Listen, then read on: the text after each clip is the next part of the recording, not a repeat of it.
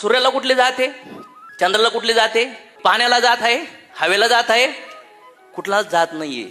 मग मला सांगा, जर पृथ्वी, जल, अग्नी, वायू, आकाश हे कुठलाही जात पात धर्म पाहत नाहीयेत, सगळ्याला समानतेने देतात, तर आपण कोण येतं टीमा पाडणारे?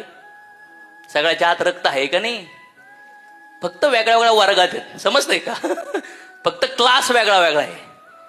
काही लोक आज इथं ग्रॅज्युएशन मध्ये आहेत, काही लोक 10वी मध्ये आहेत, काही 7वी मध्ये आहेत, काही 2री मध्ये आहेत, काही 3री मध्ये आहेत. आणि त्यानुसार, त्या नॉलेजच्या बेसनुसार, त्या जीवाच्या इच्छानुसार भगवंताने अवतार घेतले आणि प्रिस्क्रिप्शन दिले. त्याच प्रिस्क्रिप्शनला भगवद्गीता, बायबल, कुराण म्हटलं जातं. समज में आ रहा है क्या?